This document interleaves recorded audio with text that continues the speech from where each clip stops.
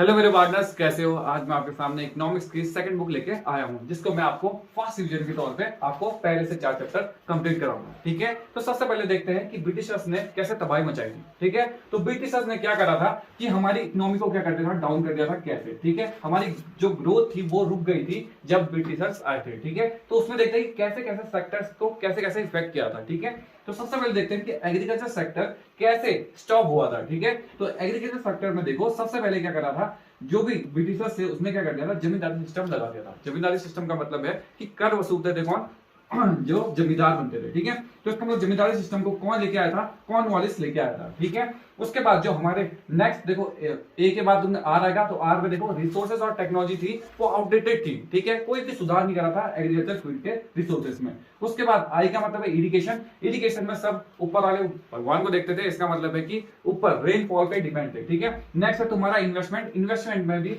कभी भी कोई भी जो एग्रीकल्चर फील्ड में था उसमें कोई भी इन्वेस्टमेंट नहीं लगाया था। उसके बाद तुम्हारा है सी। सी का मतलब है कमर्शलाइजेशन। इसका मतलब है कि जब भी जो ब्रिटिशर्स थे उनने जानबूझ के कैश क्रॉप उगाने को बोला था। ठीक है, वो चाहते थे जैसे नील की खेती कराई थी, इसकी वजह से क्या थे कि हमारी जो सॉइल की फर्टिलिटी थी वो लो हो रही थी। ठीक है, 85% किसमें है, सारे एग्रीकल्चर सेक्टर में डिपेंडेंट थे। ठीक है, अब देखते हैं इंडस्ट्रियल सेक्टर को कैसे इफेक्ट किया था, कमर्शियल कैसे इफेक्ट किया था। ओके, अब हमने देख लिया कि एग्रीकल्चर सेक्टर में कैसे इफेक्ट किया था। अब हम देखते हैं इंडस्ट्रियल सेक्टर में कैसे इफेक्ट हुआ। ठीक है, उसके बारे में हम देखते हैं। अब हम देखते हैं सेकंड इंडस्ट्रियल सेक्टर में कैसे इफेक्ट आए। ठीक है, तो सबसे पहले देखते हैं कि क्या मेन इफेक्ट आया। इसका डी पकड़ना है। इसका अंदर डिक्लाइन हुआ था किसमें, हैंडीक्राफ्ट्स में। इसका मतलब है कि लोग क्या कर रहे थे, हैंडीक्राफ्ट। इंडिया में सबसे ज्यादा रोजगार था हैंडीक्राफ्ट का। ठीक है, लोग रिसोर्सेज से नहीं अपने हाथों से सामान बनाते थे, तो वो सामान को क्या हो गया, वो जो गुड्स थे वो क्या हो गए, डाउन हो गए। इसका मतलब डिमांड चेंज हुई। इसका मतलब है कि लोग अंग्रेजों से सामान खरीदने लगे क्योंकि वो सस्ते बैठते थे। जो हैंडीक्राफ्ट में उसके टैक्स वगैरह देने पड़ते थे, इसकी वजह से जो डिमांड थी वो क्या होगी, चेंज हो गई। ठीक है, नेक्स्ट है तुम्हारा रेलवे का नेगेटिव इफेक्ट आया। ठीक है, लोग क्या करते थे, सपोज करो यहाँ पे सामान बना, सपोज करो उत्तराखंड में सामान बना है। ठीक है, उसे मुंबई पहुंचाना है, तो लोग क्या करेंगे, लोग यहाँ से ट्रांसपोर्ट करते थे, बहुत लंबा समय लगता था। लेकिन अंग्रेजों ने अपनी रेलवेज का यूज करा। सपोज करो उनको यहाँ से उत्तराखंड से मुंबई पहुंचाना है, मुंबई से उत्तराखंड पहुंचाना, तो वो जल्दी पहुंचा लेते थे। तो उसका रेलवे का नेगेटिव इफेक्ट आया किसमें, इंडस्ट्रियल सेक्टर में। ठीक है, नेक्स्ट देखते हैं टैरिफ पॉलिसी के बारे में। टैरिफ पॉलिसी का इसका मतलब था कि अंग्रेज तो अपने रॉ मटेरियल जो भी अगर सामान कुछ लेना चाहे, एक्सपोर्ट या इंपोर्ट करना चाहे, वो फ्री फॉल करते थे। लेकिन अगर इंडिया वाला कुछ करना चाहे तो उसमें वो टैक्स लगा देते थे। ठीक है, नेक्स्ट देखो कैपिटल गुड्स। इंडिया में सिर्फ रॉ मटेरियल वो चाहते थे कि इंडिया वाले सिर्फ प्राइमरी गुड्स में ही काम करे। इसका मतलब है कि सिर्फ वो रॉ मटेरियल बनाए, जो फाइनल गुड्स थे वो अंग्रेज बनाए। और उसे देखो, इसका मतलब है बेकार से कार। इसका मतलब बेकार वाली चीजें कौन बनाए, इंडिया, और कार वाली चीजें कौन बनाए, मतलब ब्रिटिशर। ठीक है, नेक्स्ट है तुम्हारा कंपटीशन हो गया था किसके बीच, मशीन गुड्स। जो मशीन से बनती थी गुड्स, उनके बीच में कंपटीशन हो गया था। हैंडीक्राफ्ट वाली चीजें क्या बनती थी, बहुत ज्यादा टाइम लेती थी। ठीक है, लेकिन मशीन क्या करती थी, जल्दी जल्दी बना देती थी। इसका मतलब है कि इंडस्ट्रियल सेक्टर में कैसे इफेक्ट आए, तो इंडस्ट्रियल सेक्टर इसी वजह से डाउनवर्ड जाने लगा। ठीक है, अब नेक्स्ट देखते हैं फॉरेन ट्रेड में कैसे इफेक्ट आया और ऑक्यूपेशन स्ट्रक्चर में कैसा इफेक्ट आया। ठीक है, तो नेक्स्ट देखते हैं फॉरेन ट्रेड में। फॉरेन ट्रेड में इसका मतलब है कि हम क्या करते थे, हम एक्सपोर्टर बने, हम इंपोर्टर नहीं बने, हम एक्सपोर्ट करने लगे। हम एक्सपोर्ट करने लगे कौन सी चीजें, प्राइमरी गुड्स। इसका मतलब है कि हम क्या करने लगे, सिर्फ रॉ मटेरियल को ही एक्सपोर्ट कर रहे थे। इसका मतलब है जो फाइनल गुड्स बना रहा था वो कौन बना था, अंग्रेज बना था, और हमें महंगे में बेचता था। इसका मतलब है कि हम क्या करते थे, सिर्फ रॉ मटेरियल भेजते थे यहाँ से, और वहां से क्या आता था, वही चीज बन के हमको ही बिकती थी। इसका मतलब है हम प्राइमरी यूजर्स थे। इसका मतलब है कि सपोज करो हम रॉ मटेरियल देंगे यहाँ से, सपोज करो हम लोहा देंगे, वहां से कार बन के आएगी और हमको ही बिकेगी। इसका मतलब है कि वो क्या करते थे, हमसे सस्ते में रॉ मटेरियल खरीदते थे और महंगे में हमें फाइनल गुड्स बेचते थे। उसका नेक्स्ट था मोनोपोली कंट्रोल। इसका मतलब है अंग्रेज जो चाहते थे वो मनमानी करते थे। ठीक है, वो जितना चाहते थे उतना ट्रेड लेते थे, जितना टैक्स चाहते थे उतना टैक्स लेते थे। स्विच कैनाल देखो 1869 पे बनी थी। ठीक है, ये 1869 का है। उसके बाद है ऑक्यूपेशन स्ट्रक्चर। इसका मतलब है कि हम लोग क्या करते थे, हम लोग किस पे ज्यादा थे, तो हम लोग थे एग्रीकल्चर सेक्टर में। ठीक है, हमारी पूरी इकोनॉमी डिपेंड थी किसमें, एग्रीकल्चर फील्ड में। इसकी वजह से हमारा क्या हुआ, डेवलपमेंट नहीं हो रहा था। ठीक है, रीजनल वेरिएशन थी, कहीं पर को बारिश होती थी, कहीं पर बारिश नहीं होती थी। ठीक है, कहीं पर का मौसम कुछ था तो कहीं पर का मौसम कुछ था। इसकी वजह से भी बहुत सारे डिसबैलेंस आ रहे थे। ठीक है, ऑक्यूपेशन में। नेक्स्ट देखते हैं डेमोग्राफिकल कंडीशन कैसी थी। ठीक है, 1821 को बोलते हैं ईयर ऑफ ग्रेट डिवाइड। इसका मतलब है कि जहां पर को बर्थ रेट भी ज्यादा था और डेथ रेट भी ज्यादा था। ठीक है, लोग पढ़े लिखे भी कम थे। ठीक है, लोगों की जो लाइफ साइकिल थी वो भी कम थी। ठीक है, पुअर्टी ज्यादा थी और क्या थे, मेडिकल सुविधाएं भी क्या थी, कम थी, लोग जल्दी मर जाते थे। ठीक है, अगर पुअर्टी गरीबी भी ज्यादा थी, लोग शिक्षित भी नहीं थे, लोग जानते भी नहीं थे कि कैसे इसको हैंडल करें। ठीक है, तो लोग जल्दी से जल्दी मर भी जाते थे और पुअर्टी लाइन भी ज्यादा हाई थी। ठीक है, तो ये है कुछ डेमोग्राफिकल कंडीशंस। ठीक है, अब नेक्स्ट देखते हैं इंफ्रास्ट्रक्चर में क्या है। ठीक है, रोड्स बनाए। ठीक है, रेलवेज, अगर आपसे पूछेगा रेलवे कब आई तो 1850 में है। ठीक है, रेलवेज, एयरवेज और देखो वाटरवेज भी बनाए और कम्युनिकेशन में भी हेल्प करी थी किसने, अंग्रेजों ने। ठीक है, तो अब उसके देखते हैं पॉजिटिव इंपैक्ट क्या था, क्या क्या थे पॉजिटिव जिसकी वजह से इंडिया को थोड़ा बहुत फायदा भी मिला। ये क्वेश्चन पूछेगा, इंपॉर्टेंट है, तुम्हारे लिए क्या क्या फायदा मिला। ठीक है, रेलवेज में फायदा मिला, रोड्स और कम्युनिकेशन में फायदा मिला। ठीक है, एडमिनिस्ट्रेशन, जो आपने कॉन्स्टिट्यूशन देखा है कि कैसे रूल एंड रेगुलेशन करते हैं, वो भी किसी देन है, अंग्रेजों की देन है। नेक्स्ट है मॉनेटरी, इकोनॉमी में हमें जो इकोनॉमी थी वो कैसे चलानी है करके भी हमें सपोर्ट मिला किससे, ब्रिटिशर से। नेक्स्ट देखते हैं मॉनेटरी पॉलिसी। मॉनेटरी पॉलिसी उसने बताया कि कैसे इकोनॉमी को कैसे चलाया जाता है। ठीक है, कैसे इकोनॉमी हमारी स्ट्रॉन्ग बनेगी, वो भी इसने ब्रिटिशर्स ने थोड़ा बहुत आइडिया दिया। नेक्स्ट है कॉमर्शियलाइजेशन। ठीक है, कॉमर्शियलाइजेशन का मतलब होता है कि कैसे कॉमर्शियलाइजेशन करा। उसने क्या बोला कि प्राइमरी गुड्स के बदले तुम क्या करो, कैश क्रॉप उगाओ। ठीक है, तो हमें कॉमर्शियलाइजेशन में भी थोड़ी मदद मिली थी। ठीक है, देखो ये कुछ पॉइंट्स हैं जो तुम्हारे पॉजिटिव दिए किसने, ब्रिटिशर्स ने। ठीक है, हमारे रेलवेज में हेल्प करी, कम्युनिकेशन में हेल्प करी, वाटरवेज एयरवेज में हेल्प करी, एडमिनिस्ट्रेशन उसको बताया कि कैसे पॉलिसीज बनाते हैं, हमारी क्या इकोनॉमी में भी थोड़ी बहुत हेल्प करी और हमें बताया कि कैसे हम फायदा कमा सकते हैं कैश क्रॉप को उगा के। ठीक है, तो ये कुछ पॉजिटिव इंपैक्ट थे किसके, ब्रिटिशर्स के।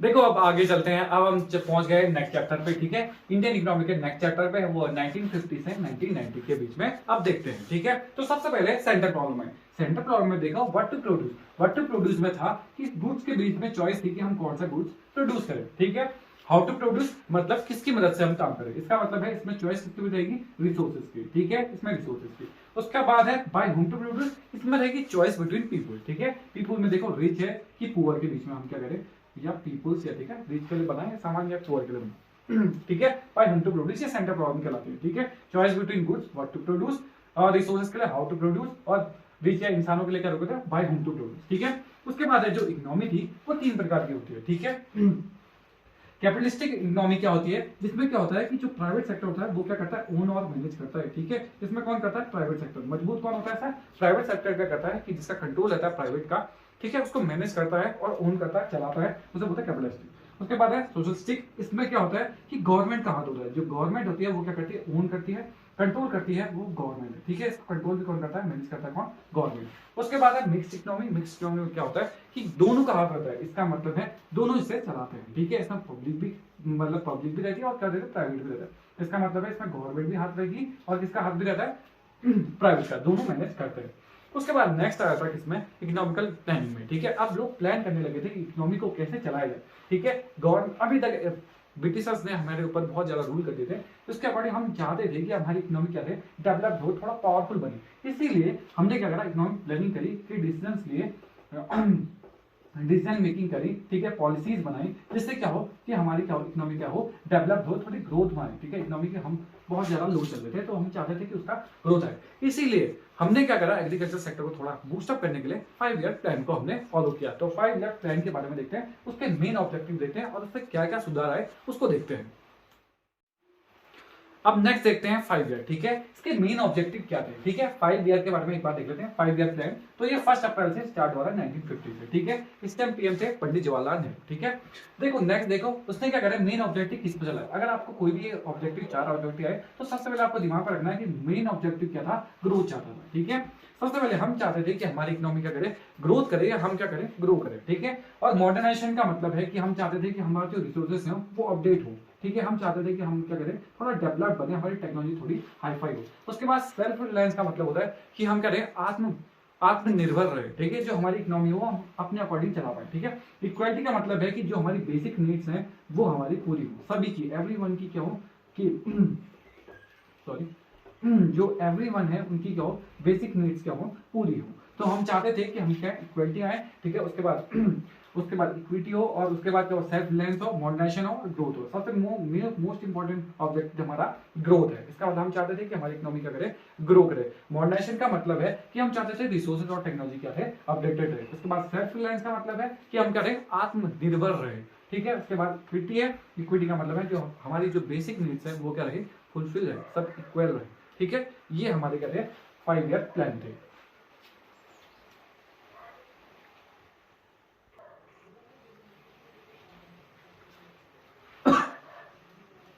अब हम नेक्स्ट देखते हैं किसके बारे में, एग्रीकल्चर के बारे में, ठीक है। उसके क्या प्रॉब्लम्स थी और उसको कैसे सॉर्ट आउट करने की कोशिश करी किसने, हमारी इकोनॉमी में, ठीक है। नेक्स्ट देखो हमारी एग्रीकल्चर में कैसी प्रॉब्लम्स आती है। मैंने इसकी एक ट्रिक बनाई है, लूडो, ठीक है। इसमें आप करो, एल से याद करो कि लैंड होल्डर। देखो पहले क्या थी कि सभी के पास स्मॉल छोटी होती क्या थी, यहाँ सपोज करो यहाँ पे छोटा टुकड़ा है, वहां पे कहीं और कहीं टुकड़ा है, यहीं पे टुकड़ा है, तो इसका मतलब है स्मॉल स्मॉल लैंड होल्डर बन गए थे, ठीक है। लैंड लॉर्ड क्या करते थे कि हाई टैक्स क्या करते थे या इंटरेस्ट क्या करते थे, उनसे लेते थे, ठीक है। सपोज करो कि क्या करते थे, किसी फार्मर से क्या लेते थे, लगान ज्यादा लेते थे, ठीक है। जैसे लगान बोलते टैक्स या उसका इंटरेस्ट ज्यादा लेते थे, ठीक है, लैंडलॉर्ड। नेक्स्ट देखो लो प्रोडक्टिविटी। तुम्हें पता है कि प्रोडक्शन लेवल तो बहुत ज्यादा लो था, क्योंकि हमारे पास रिसोर्सेज थे नहीं उतने जिस जो हम क्या करें प्रोडक्शन बढ़ा पाए। तो लो प्रोडक्टिविटी थी, अनएम्प्लॉयमेंट ज्यादा है। इसका मतलब है इनपुट हमारे ज्यादा लग जाते थे और आउटपुट हमारे क्या होते थे, कम होता था। इसका मतलब है कि हम क्या थे, एग्रीकल्चर में बेस्ड थे। इसका मतलब है कि सपोज करो एक फैमिली पूरे 80 के आसपास, 82 के आसपास क्या थी, पूरे एग्रीकल्चर में डिपेंड थे। इसका मतलब है कि हमारा जो अनएम्प्लॉयमेंट लेवल था वो ज्यादा हो गया था, ठीक है। नेक्स्ट है डिपेंड ऑन रेनफॉल। इसका मतलब है कि हम क्या भगवान के भरोसे थे कि कोई इरिगेशन के कोई सिस्टम नहीं थे, कोई इरिगेशन का कोई मेथड नहीं था, ठीक है। हम क्या करते थे, सिर्फ ऊपर वाले के उसमें रहते थे कि हाँ कब बारिश हो और कब हमारी फसल आए, ठीक है।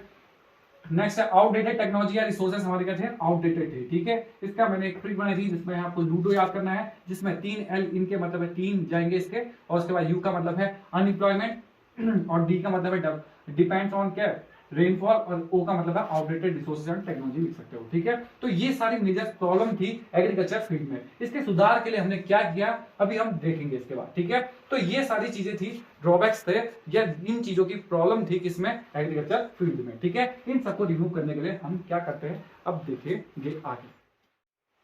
अब देखो नेक्स्ट देखो कि एग्रीकल्चर फील्ड में कैसे सुधार लाने की कोशिश करी गई। देखो 2 प्रकार से कोशिश करी गई, ठीक है। एक है तुम्हारा लैंड रिफॉर्म करा गया और क्या करा गया, ग्रीन रिवॉल्यूशन लाया गया, ठीक है। तो देखो लैंड रिफॉर्म में क्या था कि सपोज करो उनकी ओनरशिप छीनी गई, तो ओनरशिप छीनने का मतलब उन्होंने क्या करा, ओनरशिप चेंज कर दी, ठीक है। चेंज का मतलब है उन्होंने क्या करा, जिसके पास एक लिमिट लगा दी कि आपके पास इससे ज्यादा होगा तो आप प्लीज इसे ट्रांसफर करें, ठीक है। इससे ज्यादा आप नहीं रख सकते, ठीक है। जमींदारी सिस्टम में क्या था, सारी जमीन हड़प ली गई थी, दोबारा वो जमीन किसको दी, जिसकी जरूरत है उसको दी, ठीक है। फार्मर्स को क्या करी, दोबारा उनको जमीन लौटाई गई, ठीक है। ओनरशिप चेंज करी गई और लैंड लैंड सीलिंग का मतलब होता है कि क्या करो, एक लिमिट सेट कर दी जाए कि आपके पास इससे ज्यादा लैंड मिलेगी तो वो गवर्नमेंट की हो जाएगी या दूसरे किसी और को फार्मर को दी जाएगी। तो लैंड सीलिंग का मतलब है एक लिमिट सेट कर देना, ठीक है। नेक्स्ट है ग्रीन रिवॉल्यूशन। ग्रीन रिवॉल्यूशन में क्या था कि हाई वैरायटी सीड्स लाए गए, ठीक है। हाई वैरायटी सीड्स लाए गए, इरिगेशन के मेथड चेंज करे गए। राइस और व्हीट में सबसे ज्यादा इसमें क्या दिया, सबसे ज्यादा राइस और व्हीट के ही वैरायटी सीड्स लाए गए, ठीक है। और फर्टिलाइजर्स लाए गए, ठीक है।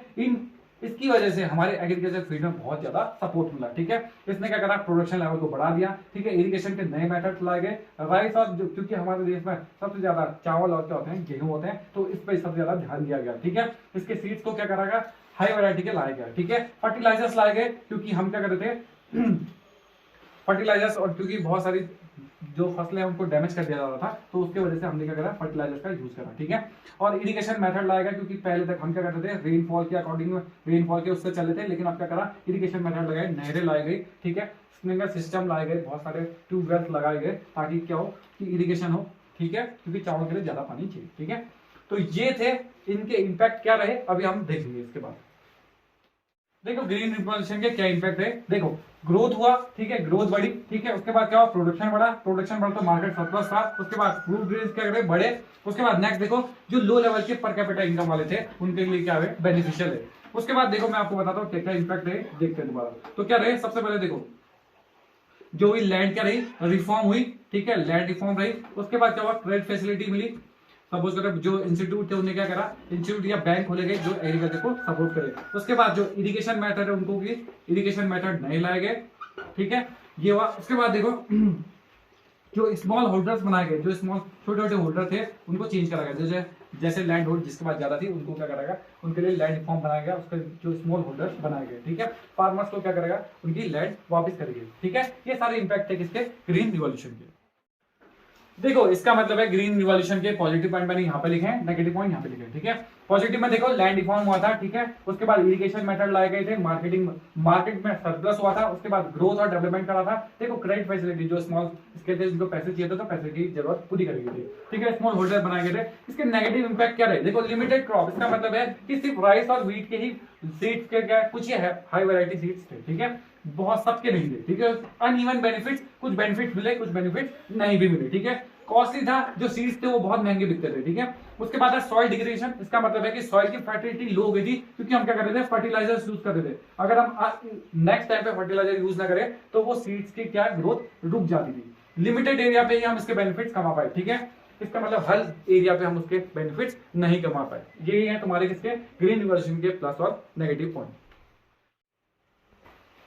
नेक्स्ट देखो, नेक्स्ट पार्ट है एग्रीकल्चर के बाद इंडस्ट्रियल डेवलपमेंट, ठीक है। इंडस्ट्रियल डेवलपमेंट में आपको शेड्यूल ए याद करना है, ये एक नंबर में आएगा। शेड्यूल ए में आपको याद करना है कि 17 इंडस्ट्रीज आती है, ठीक है। पहले शेड्यूल ए में कितनी इंडस्ट्री थी, 17 इंडस्ट्री थी। उसके बाद देखो सबसे ज्यादा, पहला तो एग्रीकल्चर था जिसमें सबसे ज्यादा एम्प्लॉयमेंट मिलता था, लेकिन सेकंड कौन सा है, स्मॉल स्केल इंडस्ट्रीज, ठीक है। जिसमें दूसरे नंबर में सबसे ज्यादा रोजगार कौन दिलाता है, स्मॉल स्केल इंडस्ट्री, ठीक है। उसके बाद ये क्या करता था, रॉ मटेरियल दिलाता था, मार्केट में सबसे ज्यादा raw material small scale industry दिलाता था। उसके बाद रूरल डेवलपमेंट कौन करता था, ये जो रूरल डेवलपमेंट में सबसे ज्यादा भागीदारी देता है वो दूसरे नंबर में कौन है, स्मॉल स्केल इंडस्ट्री, ठीक है। अब देखते हैं हम फॉरेन ट्रेड के बारे में, फॉरेन के बारे में कि फॉरेन ट्रेड कैसे चल रहा था।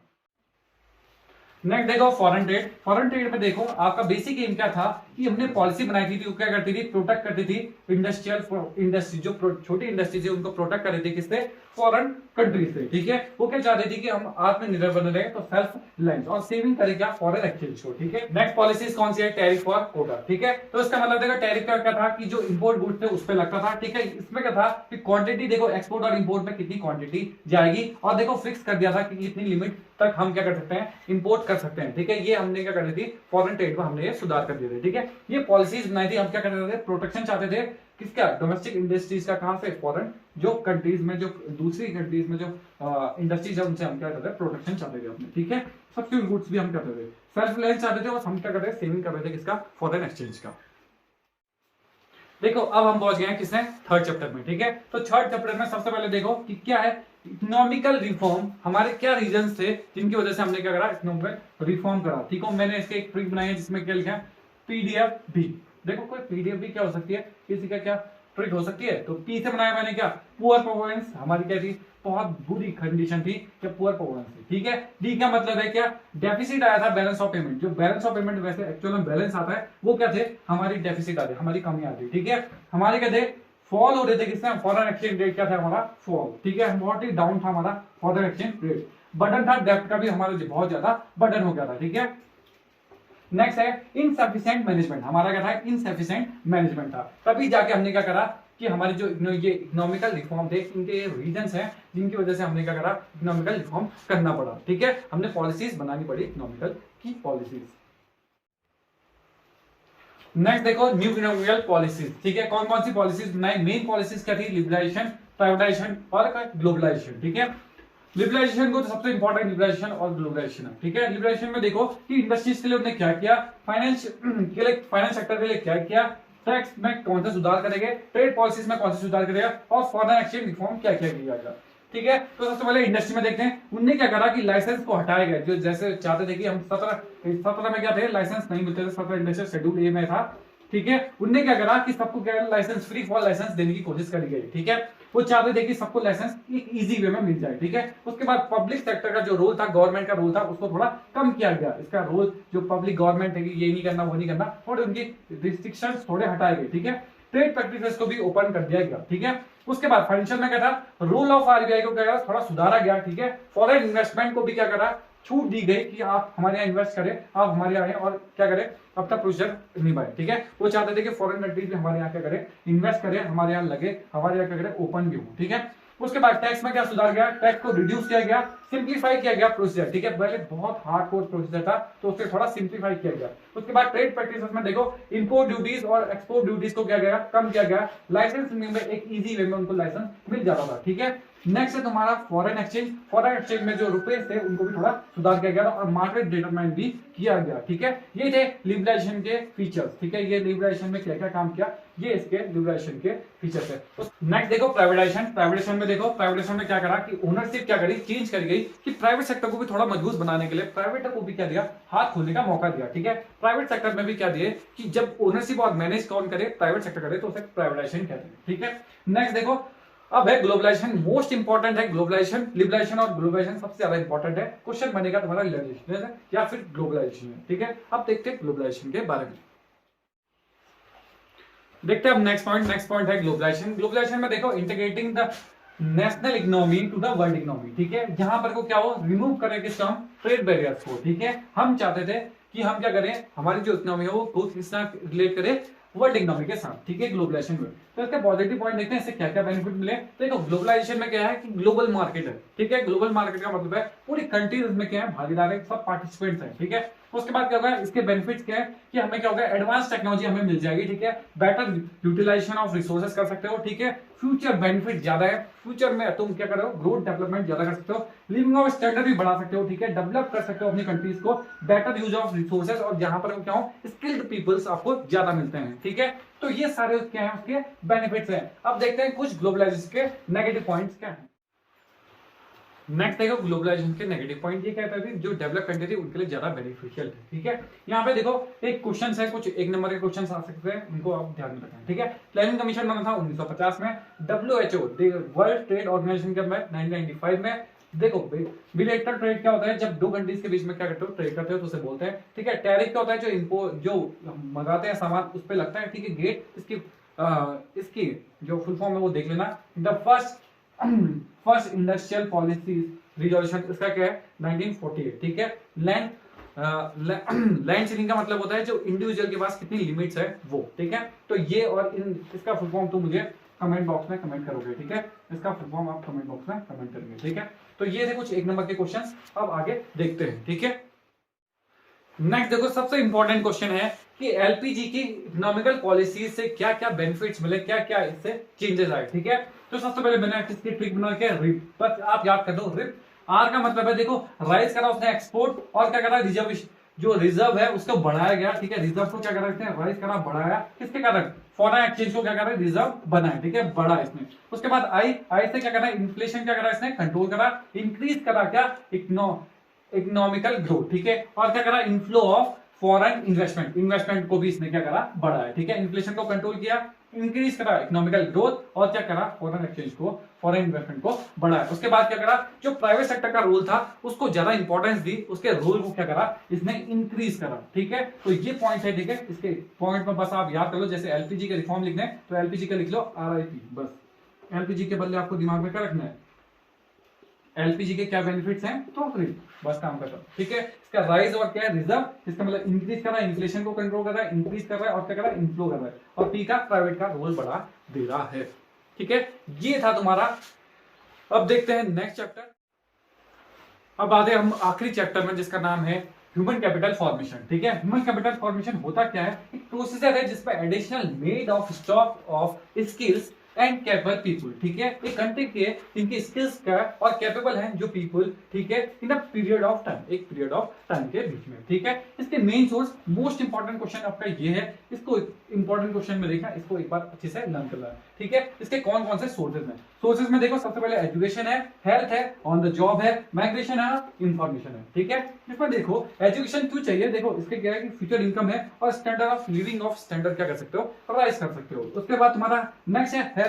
हेल्थ में क्या है कि आप क्या, अगर अच्छी हेल्थ होगी तो आप क्या होगा कि जो आपकी लाइफ साइकिल है वो लंबी चलेगी, ठीक है, आपकी क्वालिटी ऑफ लाइफ होगी, ठीक है। उसके बाद क्या हो गया, ऑन द जॉब, इसमें क्या करते हो, स्किल्स और क्या कर सकते हो, अपनी एफिशिएंसी को बढ़ा सकते हो। माइग्रेशन क्यों करते हैं, माइग्रेशन इसलिए करते हैं क्योंकि जहां पर अच्छी प्लेसेस है वहां पर हम क्या करते हैं, देखो गांव वाले क्या करते हैं, पहाड़ वाले क्या करते हैं, जो उत्तराखंड में रहते हैं वो क्या करते हैं, प्लेन्स की साइड जाते हैं, क्योंकि वहाँ पे क्या है उनको फैसिलिटीज अच्छी मिलती हैं, ठीक है, माइग्रेट करते हैं और जहाँ पे वो क्या करते हैं इनकम कमाते हैं। उसके बाद इन्फॉर्मेशन क्यों चाहिए, क्योंकि हम क्या करते हैं डिसीजन मेकिंग करते हैं फॉर इन्वेस्टमेंट, हम कमा सकते हैं किससे, इन्फॉर्मेशन होगी तो हम अच्छे खासे डिसीजन लेंगे और हम क्या कर सकते हैं इन्वेस्ट करेंगे और क्या करेंगे अर्न कर सकते हैं, ठीक है। तो ये तुम्हारे सोर्सेस हैं ह्यूमन कैपिटल फॉर्मेशन के। एक दो प्रकार के, एक होता है फिजिकल कैपिटल और एक होता है ह्यूमन कैपिटल। फिजिकल कैपिटल का मतलब होता है जो चीजें तुम्हें दिख रही हैं, ठीक है, इंटेंजिबल वो होंगी, जो ह्यूमन कैपिटल इंटेंजिबल, जो तुम्हारी स्किल्स दिखती थोड़ी है, तुम्हारी इन स्किल्स क्या होंगी, इंटेंजिबल्स होंगी, और जो टेंजिबल्स होंगे वो होते हैं फिजिकल कैपिटल, ठीक है।